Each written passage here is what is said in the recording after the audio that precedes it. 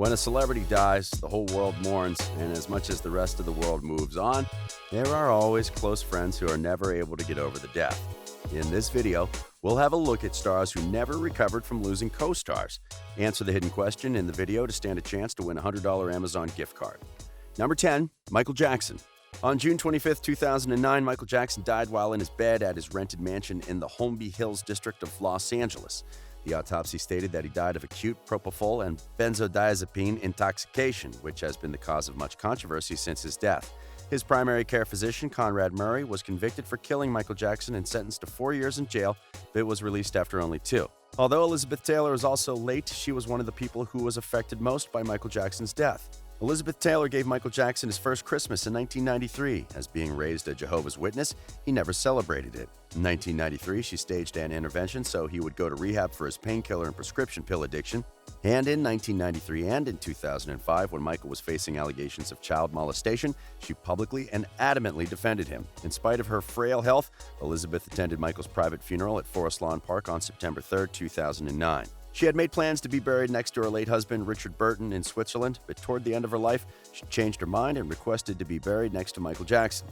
Number 9, Kenny Rogers. The Houston-born performer with the husky voice and silver beard sold tens of millions of records, won 3 Grammys, and was the star of TV movies based on The Gambler and other songs, making him a superstar in the 70s and 80s. He was a 5-time CMA Award winner, as well as the recipient of the CMA's Willie Nelson Lifetime Achievement Award in 2013.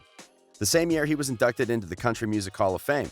He also received 10 awards from the Academy of Country Music. He sold more than 47 million records in the U.S. alone, according to the Recording Industry Association of America. Rogers thrived for some 60 years before he retired from touring in 2017 at the age of 79. One person who is still having a hard time getting over his death is Dolly Parton. Parton and Rogers shared similar backgrounds, which may help explain their connection. Their rendition of You Can't Make Old Friends was the last time Rogers and Parton would perform together. But their friendship lasted until Rogers passed away on March 20th, 2020. She posted a video choking up as she held a picture of the two of them together and said, "But I loved Kenny with all my heart. My heart's broken, and a big old chunk of it has gone with him today." Number 8, Whitney Houston. On February 11, 2012, Whitney Houston was found unconscious in Suite 434 at the Beverly Hilton Hotel, submerged in the bathtub. Her cause of death was not immediately known, but authorities ruled out criminal intent. The following month, the Los Angeles County Coroner's Office reported the cause of Houston's death was drowning and the effects of atherosclerotic heart disease and cocaine use. Her best friend, Robin Crawford, is still having a hard time getting over the tragic loss. Robin worked as Whitney's assistant, executive assistant, and then creative director, and their friendship was one of, well, their greatest loves of all. In her 2019 book, A Song for You, My Life with Whitney Houston, Crawford reveals more about the friendship that had never been uncovered before. She even gives the details of their romantic relationship and remembers the first time their lips touched in the book. She wrote in her memoir that they never talked about labels like lesbian or gay, and they just lived their lives and hoped it could go on that way forever. Crawford said that she told the story after so many years because she felt the need to stand up for their friendship. Number 7, Paul Walker. Paul Walker passed away in a tragic accident when he was on his way back from a charity event, and his castmates from Fast and Furious still have a hard time getting over him, especially Tyrese Gibson. The late actor's untimely death in 2013 cast doubts on the future of movies, but the series has continued to churn out successful sequels. Tyrese Gibson said that Paul Walker's fame gave the cast and crew their blessing to continue the story. Since the shocking demise, Tyrese has been posting photos and tributes to Paul Walker, especially on his birthdays. In 2018, he and other stars from Fast and Furious film franchise paid tribute to their co-star and late friend Paul Walker on the 5th death anniversary of the star. Starting off with Gibson, he posted a series of pictures and videos on his social media profile, remembering his dear friend, who passed away at 40 on November 30th, 2013. Franchise lead Vin Diesel is also sentimental when it comes to Paul Walker and preserving his memory. He and his producing team made it a priority to give Paul Walker and his character a worthy send-off in Furious 7. And for him, continuing the franchise is his way of keeping a promise to Walker. Number 6, Corey Monteith. Corey Monteith was found dead in his hotel room on July 13, 2013 at the Fairmont Pacific Rim Hotel in Vancouver, Canada. He had been scheduled to check out that day, and when he failed to do so, hotel staff entered his room and found his body. After an autopsy had been done and foul play was ruled out, it was announced that his blood levels had mixed toxicity consisting of heroin and alcohol, and it appeared his death was accidental. This was the saddest moment not just for his co-stars from Glee, but everyone who loved the show. Everyone was in tears when they watched the tribute episode, but the one person who was deeply affected by his death was Lea Michele, who was dating Corey in real life. The Scream Queens actress has honored him on the anniversary of his passing ever since. In 2019, Michelle got a tattoo bearing the name Finn, which was the name of Monteith's character on Glee, marking at least the second piece of ink on her body dedicated to her former boyfriend. She also has a number 5 tattoo in reference to the jersey number Monteith's character Finn wore as William McKinley High's quarterback on Glee. Michelle also recorded several original songs in Monteith's honor on her solo albums, including You're Mine and If You Say So from Louder and Hey You from Places. Number 5, Steve Irwin. The crocodile hunter died at the age of 44 when his heart was pierced by the poisonous spine of a stingray in September 2006. He was videotaped removing the barb before he lost consciousness. His daughter and fellow star Bindi, who was just 8 years old when her father died, said she found it scary going into unknown territory without a father figure. Although people tried to reassure her that her grief would ease with time, she hasn't found that to be the case. Bindi, along with her brother Robert and mother Terry, works hard to keep the dad's memory and campaigns alive, and the family travel the world promoting his charity Wildlife Warriors, which aims to educate people about endangered species as well as working at their Australia Zoo. The family holds on to Steve's memories as they try to make the world a better place.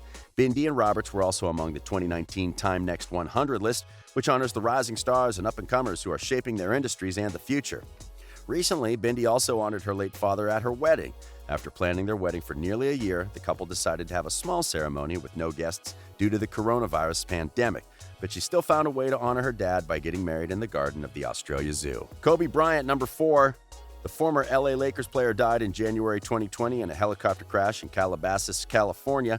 Kobe Bryant was traveling with 8 other people on his private helicopter when a fire reportedly broke out on board.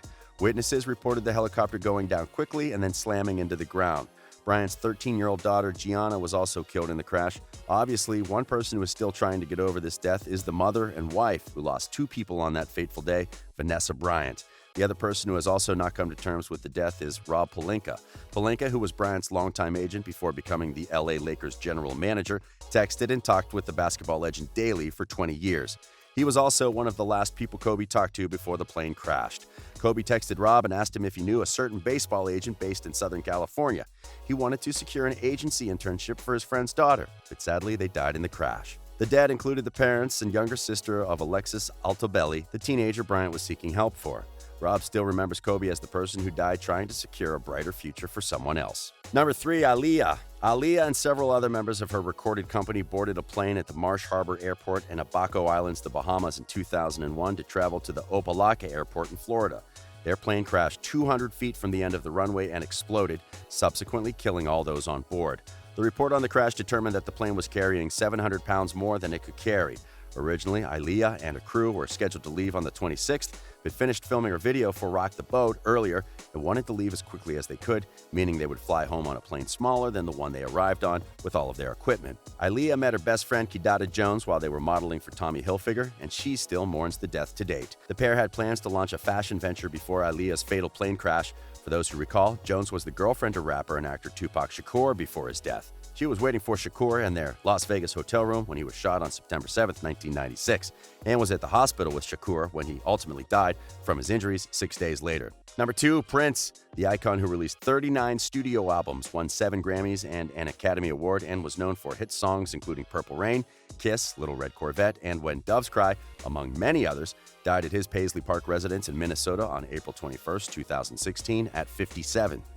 Prince was found with prescription painkillers in his possession at the time of his death.